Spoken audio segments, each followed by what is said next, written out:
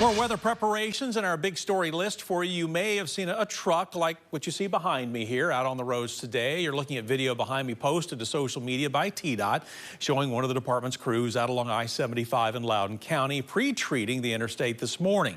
In this case, TDOT was using brine to get the road surface ready. TDOT spokesman Mark Nagy telling us that workers started the process bright and early today with the goal of making our roads as safe as possible.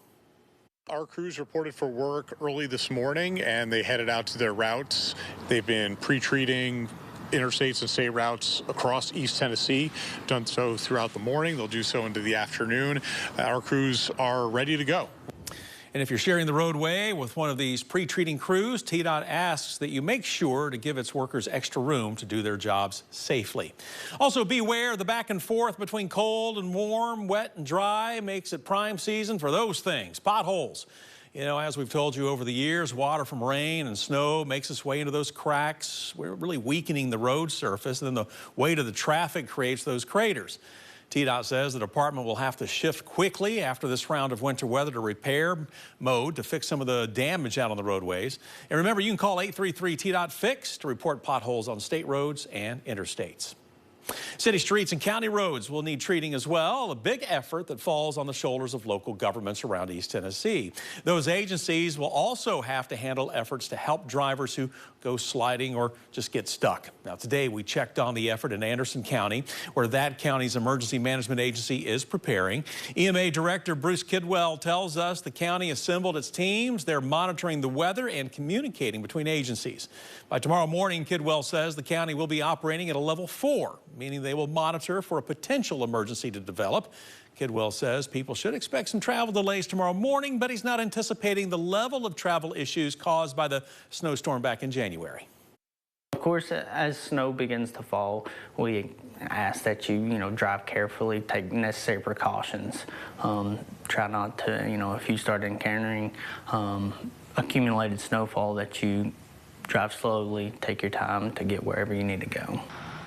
Kidwell also echoed what we've heard so many times, and a message worth repeating. If you encounter challenging conditions out on the roads, just slow down, take your time, but if you can avoid getting out and about when the roads are slick, well, it's a good idea just to stay home.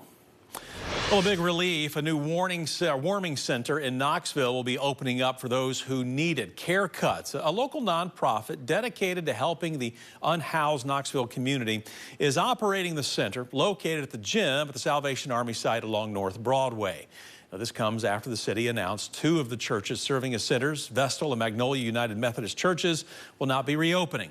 Now, we're told these 2 churches cannot house people until necessary building repairs and maintenance upgrades are complete. We caught up with Care Cuts founder Marty Baker on why her organization is now stepping up. It's what we're supposed to do. We're not heroes. We are working for the Lord, and we are being his hands and feet and ears and eyes. And that's what we're called to do. We are people helping people. Keep in mind, the warming center is only open if the temperature is below 25. We have a full list of all the warming shelters included with this story on our website. We'll also have a link to volunteer and more information for you there as well. Now, new information from the Bluegrass State tonight. Governor Andy Beshear has confirmed 2 more deaths have occurred from the extreme weather Kentucky recently experienced. This brings now the total of weather-related deaths across that state to 14. Today, the governor said a man and a woman, both homeless, appear to have died from hypothermia in Jefferson County, Kentucky.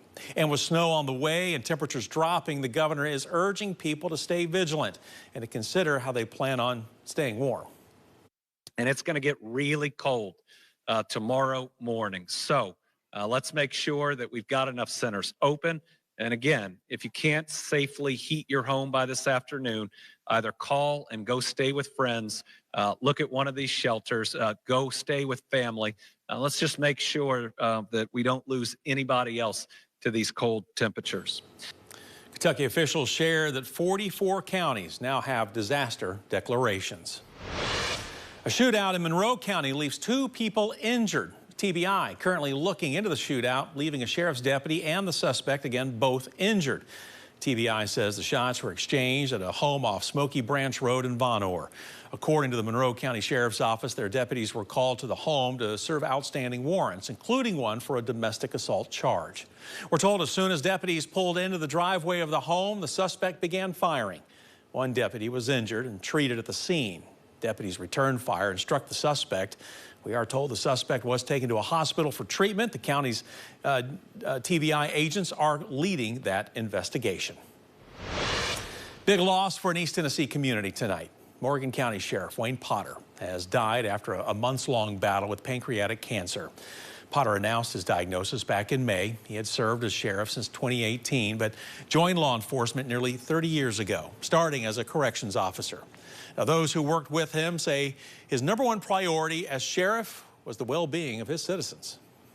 He would go out on calls, and he was real involved in the communities, and he always had his thumb on the pulse of the communities and what was going on. And anytime there was something going down, he was always, like I said, on scene and on site, and you know, he took his job seriously, and I think that's what, you know, sticks out more than anything. He was always there.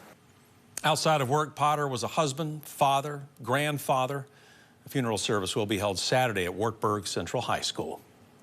We're learning a KPD crisis negotiation team was able to take a man into custody after a report of a domestic assault. According to police, he was armed with a knife. And we're told around 5:30 this morning, Daryl Johnson was taken into custody from a home off Royal Prince Way. When officers arrived at the scene, the victim was able to escape the home and told law enforcement that Johnson had choked her before retrieving a knife.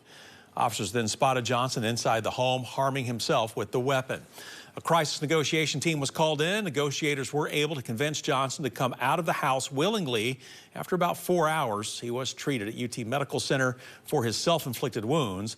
Johnson was charged with aggravated domestic assault.